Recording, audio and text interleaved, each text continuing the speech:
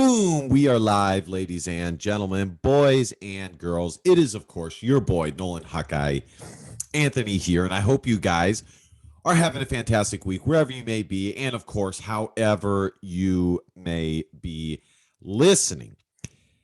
I decided to do this video. I actually recorded this video a couple of days ago, but my audio system was not working. So I recorded the whole dang video and the audio just wasn't there. And I actually uploaded it. And like I said, the audio wasn't there. So I'm re-recording it. Hopefully this one goes through and works. And the topic in question is the Iowa Hawkeyes who decided to return to the University of Iowa. This is exceptional news, and it's really exceptional in light of the transfer portal, in light of guys sitting out games or bowl games, and sometimes the last game of the season. And my take as a former Division I water polo player myself has always been the same, which is at some point, the actual game has to mean something. And, you know, regardless of the money, this, or the fame, the money, all of that, the game has to mean something. Now, that is not me saying that I disagree with some of the guys' choices to sit out and stuff, but regardless, in this day and age where you have the transfer portal and you have guys sitting out, the return of guys like Charlie Jones, Riley Moss, Jack Campbell, and I think one other guy. I think I'm blanking on who he is. I'll find that out in a second. In a moment, is huge news and excellent for everybody involved, including us, the fans. But before we get into any of that, I want to mention going to 247hawkeye.com and smashing that subscribe button, because subscribing makes you feel good. And at the very least, like, comment, share. You know the drill. I will be putting the PayPal link in the description. And without further ado, let's get into this. So here we go. And I'm actually kind of happy that the video did not work the first time around, because at the time when I recorded this, Tyler Linderbaum had not made his choice. And I got to say, you know, as a matter of fact, when I recorded that video, I actually said that with the decision of the other guys to return to the Iowa Hawkeyes, I thought that it was about a 50-50 chance for Tyler Linderbaum to return to the Iowa Hawkeyes. Before that, I thought it was about a 25 to 30% chance, and I raised it all the way to 50%. Now, what do these decisions mean for the Iowa Hawkeyes? And I am going to do a big picture look at this. And like I said, maybe I shouldn't mention it anymore. The other video, I did not necessarily get into all this. But what does this mean for the Iowa Hawkeyes? Well, let's start with the guys. Actually, let's start with Tyler Linderbaum deciding to leave. Well, regardless of what you think about his decision, I think most people are thinking that his decision was the right move. I think most people think that Tyler Linderbaum was excellent for the Iowa Hawkeyes. And, you know, he is a likely first-round pick. He is the #1 center. He is probably the best center to play for the Iowa Hawkeyes in the Kirk Ferentz era. I would also say, you know, Austin Blythe was pretty good. James Daniels was pretty good. But I don't think any of those guys compare to the Remington Award winner, Tyler Linderbaum. And when I made the video a while back of who leaves and who stays, and you can watch that video to see who I was correct about, I would say I was about 60 to 70% correct. Just a fun video. when you look back at that with regards to Tyler Linderbaum, what I said is the dude, outside of winning a Big Ten championship, with that being the primary goal, Tyler Linderbaum had accomplished everything he could. He was projected as a first-round pick. So if he decided to come back, I mean, how much higher could he go? I mean, literally, I think the highest he could go is top 10, probably not top 5, but top 10 in this upcoming NFL draft. And if he came back, I don't think that would make a difference. And furthermore, a first-round pick is a first-round pick. The money is virtually the same. So that was that. The second thing is he was a Remington Award winner, I believe. I could be wrong. You know what? I actually kind of want to clarify that to make sure. Yep, Remington winner. I mean, so he won the trophy for the nation's best center. He was an all Big Ten performer. He won the Big Ten West as a part of the 2021 Iowa Hawkeye squad. He did not win the Big Ten championship, and the Iowa Hawkeyes did not make the college football playoff. But all in all, like I said, what was there left for him to accomplish? So overall, you know, I agree with most of the fans' sentiment on his decision. I think it probably was the right decision. And what does this mean for the Iowa Hawkeyes? Well, the guys behind him, I would say, I think the Iowa Hawkeyes are in good position.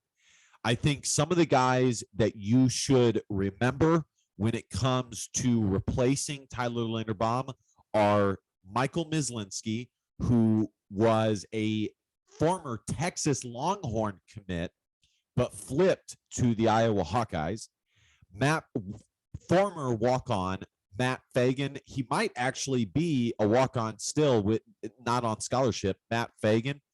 I think there's the option of some of the guards for Iowa, aka Cody Ince or Julie. Gosh darn it, Britt. Gosh darn it, I can't believe I'm blanking on his name. Justin Britt. There we go, guys. It's all good. Justin Britt, I think he's an option.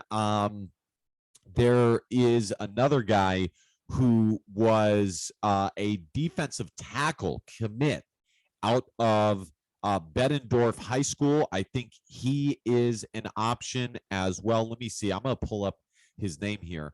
So I think the Iowa Hawkeyes have a lot of good options. Like I said, Justin Britt, Matt Fagan, Michael Mislinski. I think the front runners right now would be Cody Ince, Matt Fagan, and Michael Mislinski. And I would probably say, in my opinion, Michael Mislinski is the favorite to win that award, as the dude was recruited solely for the center position. And like I said, I think Iowa is in good shape when it comes to the center position. Nobody is going to replace Tyler Linderbaum. I mean, the guy is a one of a kind. It's just not going to happen. By the way, the guy's name is Griffin Little. He was a former defensive tackle, kind of in the mold of Tyler Linderbaum. You know, he was a high 3-star prospect, a part of Iowa's top 25 2021 recruiting class. And he switched, former wrestler, just like Tyler Linderbaum. So I think he is an option also to replace Tyler Linderbaum at center. So that's what it means at center. Overall, I think the offensive line is just fine for the Iowa Hawkeyes and is in good shape. The other news is Charlie Jones, Jack Campbell, and Riley Moss all deciding to return to the Iowa Hawkeyes. Some notable guys who decided to leave would be Dane Belton, Jack Kerner, Tyler Linderbaum. I already mentioned him. And I got to say, guys, I mean, as far as each guy individually, let's start with Charlie Jones. Okay. I'm very happy about it. It provides Iowa with a guy who can help them in multiple phases, the kick return game, which is very important for Iowa, as well as, and he is an elite specialist. I mean, he won the Big Ten Returner of the Year, the Tim Dwight Award. It's the Dwight something award. He is legit there. I think he still has a high ceiling at wide receiver, a lot of untapped potential. But ultimately, and like I said, he provides depth and experience at the position. But ultimately, the question remains, will Iowa ever change their philosophy on the offensive side of the ball? And I'm not sure the answer is yes. You know, I remember I saw somebody tweet something to the effect of, for all of those people upset at Brian Ferentz, Captain Kirk is the head chef who tells Brian Ferentz, the sous chef, how to prepare the meal. And I think there's a lot of truth to that. So if it stays the same, I'm not sure how much it will ultimately matter, but it will matter in the return game. And that is a big deal. Plus the experience. He's a good teammate, and that is good. As far as everybody else and looking at them combined, well, let's go to Riley Moss real quick. I think Riley Moss will have a chance to compete for the Jim Thorpe Award. He can repeat as the DB, Big Ten DB of the year. And Jack Campbell can compete for an All-American status as well. Big picture, what does this mean? Well, I think, and I said this even before all of these guys decided to come back, Iowa was loaded both on the offensive line and the defensive line. The defensive line has 6 of the top 8 guys returning. And that's without knowing what the status is of Joe Evans, okay? And I do actually think Joe Evans is coming back, which would mean that 7 of the top 8 guys in the rotation are all returning. So the offensive line and the defensive line look excellent. The recruiting that Iowa has done the last couple of years has paid dividends. If you remember, the defensive line was a quote-unquote question mark coming into this season. Not for me. I knew the defensive line would be just fine, and they did just fine, but they should be even better next year. Even bigger picture, I think what this means is Iowa will likely be a top 15 team. There are some way too early projections. Let me see if I can pull those up real quick. I can't believe this guy, Sam LaPorta. I knew I was missing one. I knew the number in my head of the guys who decided to return to the Iowa Hawkeyes. And to me, again, all of these guys are huge. Sam LaPorta he silently had a really, really good season. The dude had 600 plus yards. He was Iowa's leading receiver at the tight end overall as a tight end. And I think I was a little bit underwhelmed with his performance as a whole, I guess. I was expecting a lot more, but he still did put together a good season. If you look at all of the guys who performed to their capabilities and who didn't, Sam LaPorta, for the most part, performed to his capabilities. He was, in my opinion, a top 5 tight end in the Big Ten. And I think going into next year, he will be somewhere in the same range, but pushing more towards top 3, top 2 tight ends in the Big Ten. I think he is due for a huge season. But again, the question remains, will the offense change? If it stays the same, it ultimately, it does not matter. Here are some of the early projections or way too early rankings for the Iowa Hawkeyes. Number 17, number 16, Sporting News, number 17, The Athletic, number 23. I think that's a little low. Knowing what I know, the Iowa Hawkeyes just have so many guys coming back. Like I said, it's a little bit low. Fox Sports number 18, ESPN number 15, and Athlon Sports number 17. And I think that this means, with all of these guys coming back, that the expectations should be very high. This, in my opinion, is looking to be the most talented Iowa team that we have seen in a long time. This previous team was really talented, and it does not look to be changing next season. I think Iowa will be a top 15 team going into the next season. Ultimately, that doesn't mean a whole lot because you need to win the actual games, but Iowa, excuse me, will be the Big Ten West favorite, and things are looking good. So that is what my takeaways are on this, what I expect, what the, I guess, 30,000 foot view of this really is. Iowa fans, you should be really excited about what the Hawkeyes have coming back next year. Without all the guys, like I said, without all the guys that decided to come back, the offensive line and the defensive line had a lot of guys coming back. So Iowa is in excellent shape. Get excited, be excited. Iowa will be the Big Ten West favorites going into next season. Now, we all know how that usually goes.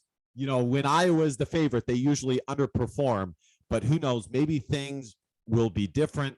Kirk Ferentz has put together an excellent string of football seasons since 2015 with the undefeated regular season, which is good. He also got the contract extension because there were rumors on the recruiting trail that he might be retiring.